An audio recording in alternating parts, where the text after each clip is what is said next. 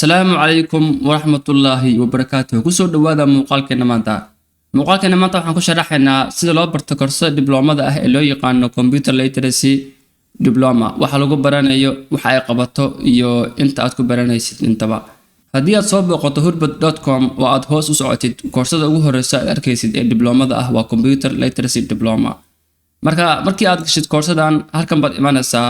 halkan baa waxa lagu sheegi doonaa warbixin kooban oo ku saabsan koorsadan waxaad ku baranaysid waxay qabanayso iyo qiimaha intaba markii aad qoraalkan akhrisid muuqaalkan aad dhageysatid kadib hoos baad aadaysaa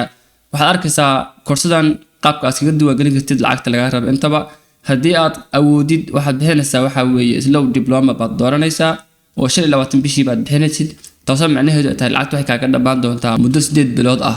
haddii aad awoodina waxaad bixin kartaa speedy diploma oo bishii $50 ah ama waxaad bixinaysaa expert diploma oo bishii $100 ah ama waxaad bixinaysaa one time payments baa bixinaysaa lacagta koorsada hal mar baad bixinaysaa kadibna koorsooyinka dhamaanta way ku wada furmayaan maxaad ku baranaysaa marka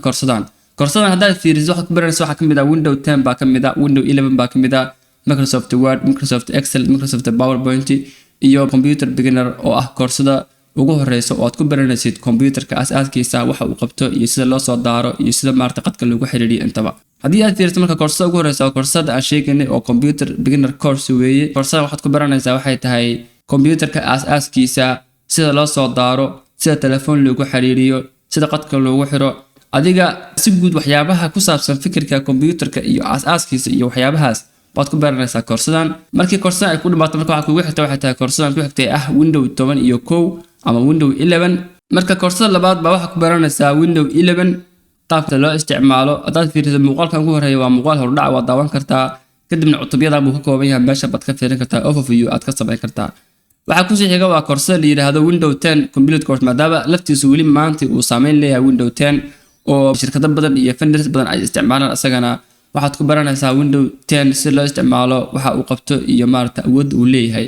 ayaad meesha ku baran doontaa iyadana marka koorsadan saddexaad ay ku dhamaato waxa kugu sii xiga waa koorsada loo yaqaan Microsoft Word complete course waa software ay leedahay shirkadda Microsoft kala mid ah bahda loo yaqaan Office 365 waxaad ku baranaysaa waxay tahay qaabka loo qoro iyo si advanced baad baranaysaa waxa uu soconayaa ilaa 72 cashar baa ku jirta 8 saacadood buu soconayaa itusi ishaq baa ku jirta shahaado inaad dhameysay cadaynaysa ayaad helaysaa markii aad dhameyso xogta ku saabsan halkan baad ka heli kartaa haddii aad u baahan tahay muuqaal hordhac meeshan baad ku baranaysaa adoo ku baran doona toolska ugu caansan iyo sida loo isticmaalo iyo sida loo print gareeyo iyo dhammaan sida loogu sameeyo wax la yiraahdo customizing markii la joogo Microsoft Word markii koorsada marka ku dhamaato waxa kugu sii xigta waa koorsadan kale oo ina la yiraahdo Microsoft PowerPoint complete course oo lagu diyaariyo iyadana presentationska oo si guud maaragtay aad lagu dulmari doono 95 cashar baa ku jirta 10 saacadood bay soconaysaa itusi ishaq baa ku jirta certificate waad helaysaa oo shahaado markii aad dhameysay cadaynaysa inaad koorsadan dhameysay adigu halkan waxaad ka daawan kartaa waa muuqaalka hordhaca oo article lagu sameeyay hadaad fiiriso meeshan baad ugu jeedaysaa haddii marka aan ka sii laabano koorsada kugu sii xigta marka kugu xigsanaysaa waxay tahay koorsada loo yaqaan Microsoft Excel complete course sidoo kale iyaduna waxay ka mid tahay bahda 365 ee leedahay shirkadda Microsoft haddii marka aad gashid ay wax ku baranaysaa sida loo diyaariyo natiijooyinka imtixaanaadka sida maaragtay xisaabaadka loogu dejiyo iyo waxyaabo lamid ah ku baranaysaa muuqaalka ugu horeeyana waa daawan kartaa adigoo qoraalka meesha ku yeelan akhrin kara oo xogta si guud kugu soo koobi doona koorsadan wax lagu baranayo haddii markaan hoos u sii socono waxa ku sii xiga wax weeye koorsadan kale oo toddobaad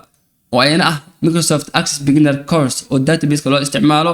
ayna waxay ka mid tahay bahda Office 365 ay shirkadda Microsoft haddii aad dhex gashid waxaad arkaysaa waxay tahay xog ku saabsan oo meeshan ku taala inta cashar ku jirta saacadaha ay soconayso iyo sidoo kale maaragtay muuqaal hordhac u ah koorsadan haddii hadda marka aad la fahanay diblomada wax lagu baranayo iyo koorsooyinka lagu baranayo sidee baad iskaga diiwaangelin kartaa haddii hoos aad u laabato waxaad tagaysaa waxay tahay meelahan lacagta ku taala imanaysaa kadibna lacagtii aad awoodid hoosteeda baa waxaad leedahay hadda dalbo haddana marka waxaan dalbanayaa midaan one time paymentiga ayaan dalbanayaa hadda dalbo ayaan leeyahay kadib halkan baa la keeni doonaa meesha akoonkaaga kaaga samaysmi doono weeye oo xogta akoonkaaga iyo emailkaaga meesha lagala soo xiriiri lahaa iyo meesha koorsada lagu fasaxi lahaa intaba meeshii laga maamulayo way meeshan dhinacaan bidix hadaad fiirisid waxa ugu horeeya waa magacaaga iyo magaca aabaha wadan waxaan gelinayaa marka magacayga hadda gelinayaa kale iyo magaca awowgay baan gelinayaa ama aabahay kadib waxaad tagaysaa qaybta ku xigta waa country wadanka marka adigu aad joogtay baad dooranaysaa haddana marka waxaan dooranayaa Soomaaliya maadaama aan Soomaaliya joogo waxa ku sii xiga waxa weeye wadada marka aad degan tahay ama addresska marka aad degan tahay baad meesha gelinaysaa. Hadda aniga marka waxaan gelinayaa address iska feegan gelinayaa, waxaan leeyahay hodan 252 ama 253 baa iska leeyahay. gobolka aad joogtid meeshaan baa gelinaysaa. gobolka waxaad dhihi kartaa gobolka marka adigu aad joogtid wadanka aad ka joogtid. tusaale ahaan hadda Soomaaliya oo kale waxaan ka joogaa baan dhihi karaa Banaadir baan ka joogaa baan dhihi karaa. waxaa ku sii xiga waxa weeye post code-ka ama zip code-ka furaha wadanka marka aad joogtid. haddii wadanka marka aan post code hay sida Soomaaliya oo kale waxaad dooran kartaa waa furaha wadankaas. haddana marka waxaan dooranayaa furaha wadanka Soomaaliya aan dooranayaa oo 252 ah. mobile number halkan waxaad gelinaysaa waa WhatsApp lambarka aad isticmaashid adigu. hadda aniga waxaan gelinayaa kale lambarka aan WhatsApp ku isticmaalo oo telefoonka gacanta ah. kadib waxa ku xiga waa emailka marka adiga aad gaala soo xiriiri doono ama haddii wax ka qaldamaan ama koorso lagu fasaxi lahaa baad meeshaan gelinaysaa. hadana marka waxaan gelinayaa email kayga baan gelinayaa 1234 la yiraahdo. waxa ku sii xiga waxa weeye username kaaga adiga magacaaga oo kooban ama naynaas haddii aad leedahay baa meeshaan gelinaysaa. hadana marka waxaan gelinayaa magacayga oo kooban baan gelinayaa ama lambar yar la socdaan baan gelinayaa. kadib waxa ku xiga waa password-ka adigu marka aad dooratid fadlan iska doora password iska adag baad dooranaysaa. aan sii badinayaa okay strong. hadda marka strong buu yiri waan ka soconayaa marka qaybta markan bidix waa ii dhamaatay. marka kor baan u soconayaa waxaan tagayaa dhinaca midig baa tagayaa. marka hadana waxa ugu horeeya waxa weeye product-gooda aad iibsan rabtid oo lacagtiisu ay intaas tahay baa meeshan ku taala ugu horeysa. kadibna waxa ku xiga waxa weeye payment method-ka qaabka lacagta aad u bixinaysid. haddii aad isticmaasho adeegyadan EVC Zaad iyo Sahal haddaad isticmaasho waxaad dooran kartaa waxay tahay Wafi Pay. kadibna halkan baa waxaad gelinaysaa lambarkaaga caadiga baad meeshan gelinaysaa. kadibna automatic markaad tiraahdo akoorsada aad dalbato waxa kuu soo bixi doona telefoonkaaga waxa kaaga soo bixi doona fariintaas lagugu weydiinayo in aad ogashahay in lacag intaas leeg aad hurbad wax ka iibsato. kadib biinkaaga gelinaysaa. kadibna automatic waxa lagu fasaxi doona koorsooyinkii marka uu transaction ku dhaco. haddii marka adigu aad rabin lacagta in si automatic lagaga jarto adigu aad inaad caad u tuurto haddii aad rabto ama caad aad u dhigto haddii aad rabtid waxaad dooranaysaa option-kan ah manual payment baad dooranaysaa. kadibna lambarradan kii marka aad isticmaasho akoonkiisa baad ku diraysaa lacagta oo EDAP EVC Zaad Sahal Wafi Ebir M-Pesa waxyaabahaas wixii aad rabtid marka baad ku bixinaysaa adigu marka lacagteeda ama akoonkeeda aad haysatid waa ku diraysaa. waxa ku sii xiga marka waxay tahay credit card ama PayPal card. haddii marka wadamada aad joogin aad marka waxa ku bixin kartaa waxay tahay credit card baa ku bixin kartaa ama debit card-kii marka aad haysatid ama PayPal baa ku bixinaysaa. intaba waa maaragtay way ku shaqeynayaan. marka markii aad payment method-ka dhamaystirto waxaad check ku sameynaysaa calaamadan oo ah inaad terms iyo conditions hurbad xeerarka hurbad aad soo akhrisay baad maaragtay saxiixaysaa. kadibna waxaad leedahay hadda dalbo. sida aad u jeedidba hadda waxaa la ii dalbay koorsadii baa la ii dalbay akoonkiina uu ii samaysmay. haddii aad u baahan tahay waxaad la xiriiri kartaa waxa weeye WhatsApp-kan baad la xiriiri kartaa oo toos baa u wici kartaa koorsada waa lagu soo fasaxi doonaa ama toos baa lagula soo xiriiri doonaa automatic banta lagula soo xiriira ayaa koorsada lagu fasaxi doonaa. hadda marka waxaan isla fiirinaynaa markii koorsada la ii soo fasaxay sidee baan koorsan ku baran karaa sidee bay iskugu xigtaa iyo halkee baan ka raaci doonaa. marka ugu horeysa markii koorsada lagu soo fasaxay marka waxaad tagaysaa hurbad homepage ka tagaysaa loogadaad click ku siinaysaa. marka markii aad hurbad logo aad click ku siisid waxaad imaanaysaa waa homepage ka imaanaysaa.